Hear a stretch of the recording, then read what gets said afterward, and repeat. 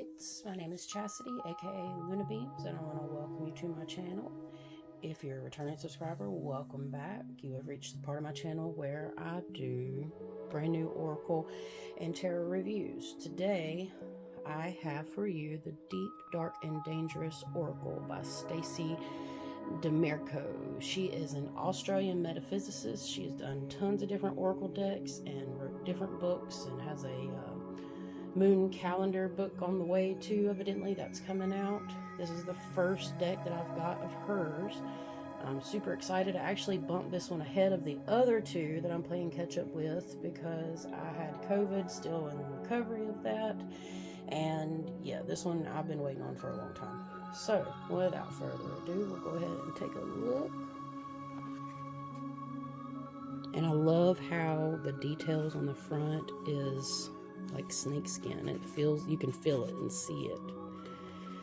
A lot of detail has went into this, even the words. And this is by Rockpool. And I like how it has it on pretty much all the sides. That's important to me with stacking. All right, let's jump into the back. There is a great beauty and power in darkness. What if, by stepping into the realm of the monsters and the things that go bump in the night, what seems twisted and dangerous is actually a torch leading us out of the darkness into divine wholeness? From the iconic Medusa to mermaids, Valkyries and vampires, Selexkis, I should have probably looked all this up before, but forgive me, and Sibyls, find your truth in the deep and dark and the dangerous. This deck includes stunning images of the world's deep creatures, dark goddesses and gods, and dangerous heroes and shadows. And you can see here some of the examples. They did have the examples on Amazon. This is where I got this from. And it retails for $24.95 in the US and $18.99 in the UK. Alright, let's open her up. This is the inside. I wasn't sure about how dark this deck was going to be. It's not a huge concern to me, but I don't think it is going to go the way that it would look, if that makes sense. Because there's a very valid point into you cannot appreciate the darkness, or you can't appreciate the light unless you've been through the darkness. So I'll go ahead and set this aside. Set this here. Let's go ahead and take the cards out. Wow. They're gorgeous. And they are UV coated, so, oh man, the gilding is beautiful. So red and black are my favorite colors. So this right here is super awesome to me. Okay, we're going to set these aside. Put that there, and let's check out the book.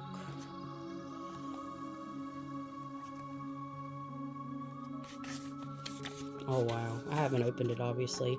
I opened the package to make sure everything's okay before I film, but the books I wait until I film, which is sometimes very difficult. I like the metaphor. I think there's even a metaphor here with the colors they're doing.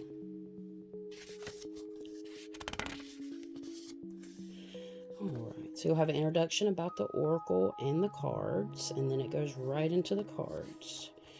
Everyone is a moon and has a dark side. He never shows it to anyone. Mark Twain.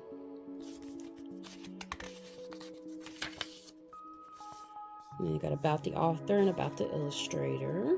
Okay, we'll read a little bit of the introduction. There is profound beauty in the darkness, the unseen, the mysterious.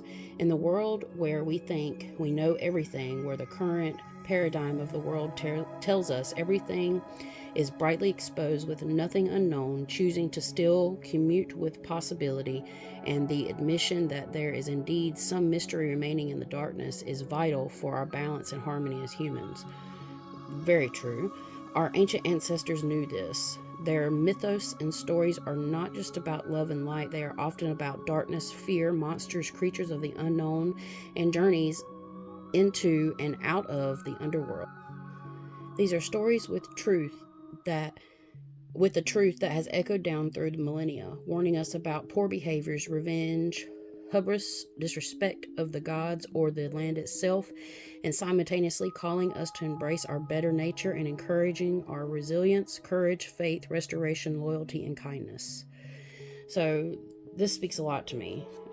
Some of you may or may not know I am a psychic medium that specializes in the paranormal, and that's why I say, you learn to appreciate the light when you've experienced the darkness. It's something that a lot of people won't talk about. It's something that a lot of other mediums will not touch, but it's something that needs to be more talked about and more preached about and more understood, because you will go through the dark before you get to the light.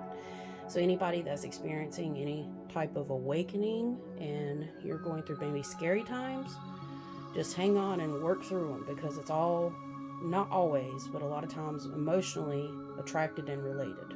But I'm not going to get on that train and start preaching that, but it's something to keep in mind.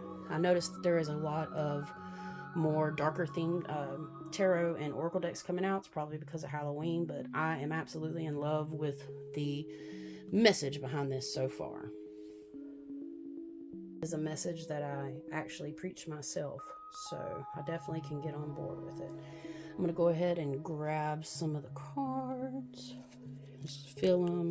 Yeah, I'll probably have to separate them out first, but we'll go ahead and start setting them down.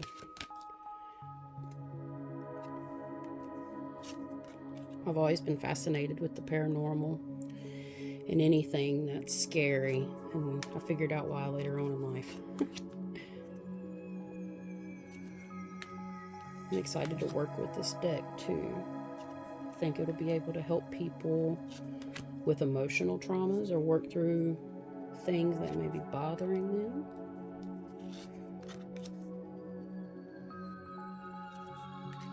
Also, while I'm flipping through this, in the last 48 hours, Hurricane Ian hit the west coast of Florida and made its way through.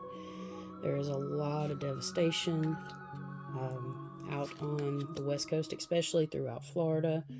And I just want to say my positive thoughts and prayers are with you guys.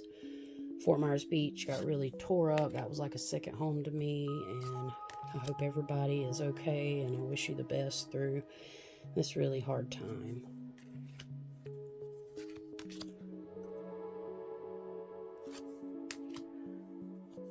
I really, really like the art.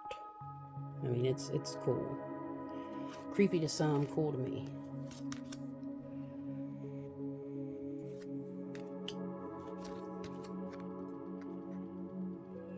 I believe, unless I missed it, I didn't see how many cards were in the deck. That was dope.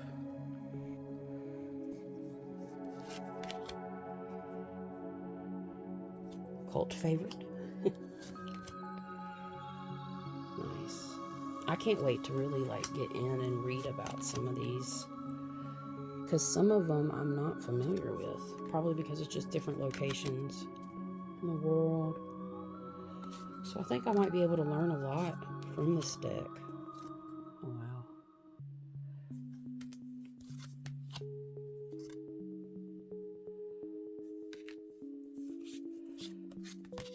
This one's stuck together.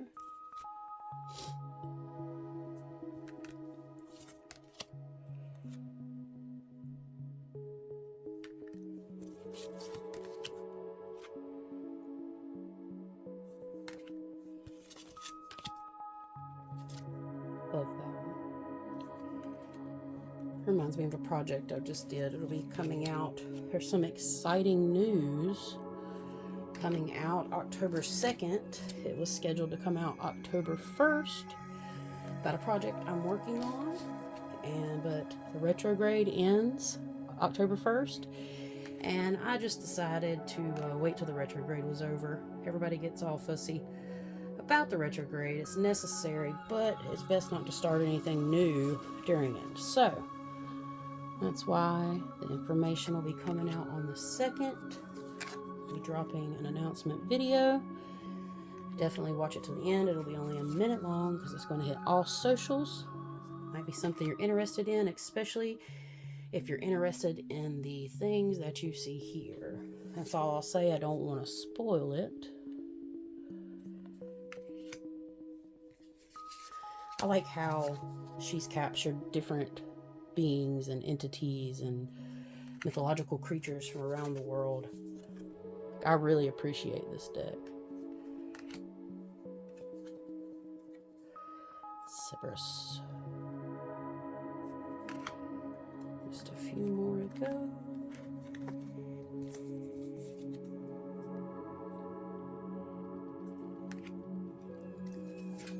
I know I make a mess of my stack, don't I? Oh well, they got to get messed up anyways. That's how I normally separate my cards. I'll lay them all out on the bed or on the table and just put them in different stacks and just get them all mixed up.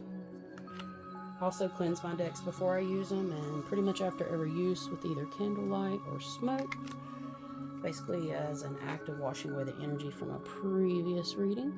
I find that to be helpful for me. It gives me more, I guess the ritual of doing it helps it be more accurate, at least for me. I love this card.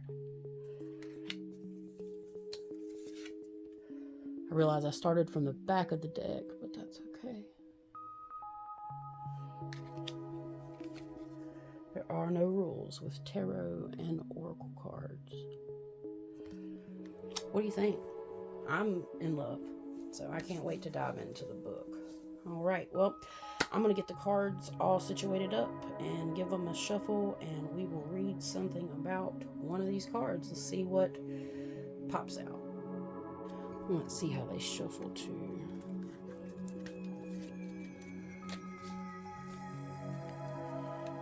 First shuffle's always the hardest, like breaking them in.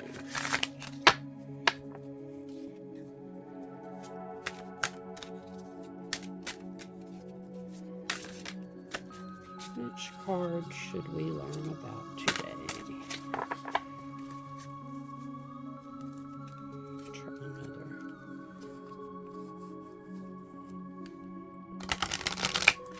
I don't look at this as an official collective card, more of a learning experience, so I'm not really concerned with the shuffle. Ooh, okay.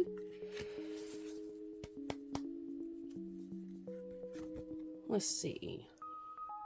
So we have the Kelpie card. It is a warning card. Interesting.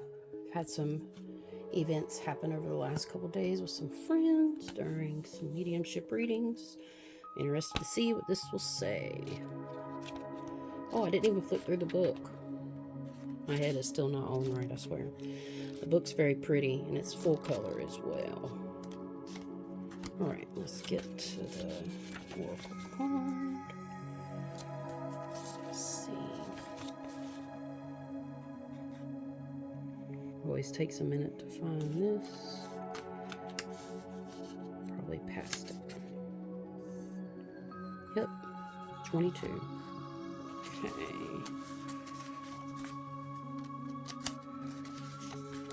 Alright. Kelpie, warning. If you are given a warning, you should heed it. If someone shows you who they are, believe them. Understand your current limitations, yet extend your skills. Your intuition may be asking you to be aware of danger. Pay heed. It's a duality. Warning and ignorance. Most people would be familiar with the most famous of water kelpies. Hope I'm saying that right. That of the one that lives in Loch Ness in Scotland. Okay, it's from Scotland. Those famous dark curling humps rise above the quiet depths of Loch Ness and capture our imaginations and send shivers up our spine for a very long time. A Kelpie is a shapeshifter, normally one that changes form. It is more monstrous form in the water into land-based animals like the black horse, and pretty much every decent-sized body of water in Scotland has a Kelpie attached to it. The word Kelpie itself comes from the Gaelic word Callipich, meaning colt. The Kelpie has hooves, but they are backwards facing, and sometimes the Kelpie sings haunting songs that are very pleasing to the ear to lure their prey.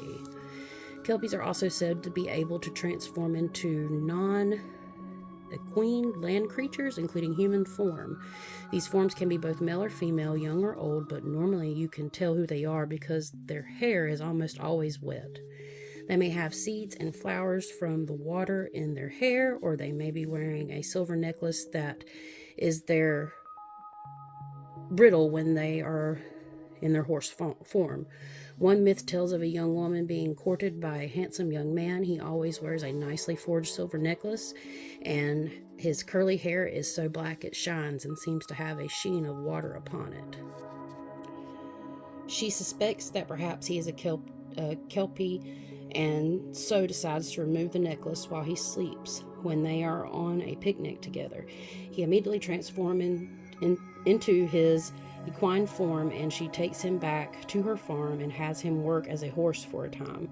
Her anger at his dishonesty wears off, and she misses her love. So she consults the wise woman of the village to see what the best course of action should be. The wise woman takes the necklace and puts it around the horse's neck. The Celtic transforms back into his human form. She asks the Kelpie whether he wishes to be with the young woman or go back to the water. The Kelpie says that he will stay in his human form, thus becoming mortal if she agrees to marry him. The young woman accepts him as her husband, and the Kelpie stays in the human form, giving up his immortality. Oh, wow, there's a bunch here. The Kelpie is secretive and hard to spot, yet if attacked or wishing to attack, does so in a lightning-fast manner without warning. It is said as if you go too close to certain parts of the loch or body of water, you could be taken, ripped apart, and or drowned. When someone was found drowned and the Kelpie was suspected, they would tell everyone in the village and the surrounding area. Naturally, people avoided those places from then on, and children especially were warned off such places, being easy targets and not as strong in the water. Perhaps in such stories, the Kelpies were spread to protect children from drowning in waterways. We know that drownings can happen quickly and silently, especially where the shoreline is uneven and the current strong. Many of these places have marsh and bogs where there is easy to lose secure footing. Kelpies, although revered and considered to be beautiful, were to be avoided if possible. They were embodied in the embodiment of danger and the unknown inherent in the depths of the water, and a reminder that we humans can lose our lives quickly if we don't pay attention to the situation with enough respect. Plant companion, water crowfoot, crystal companion, Morian. I've never heard of that crystal, and I'm pretty versed in crystals, but there's tons of them. Well, you get a little bit about the card. It's a warning, you got a little bit of that. They give you the whole backstory, which I actually can appreciate. Really, truly, I can. I'm fascinated. I just want to read this book. I think I could learn a lot. Well, what do you guys think? Let me know down below.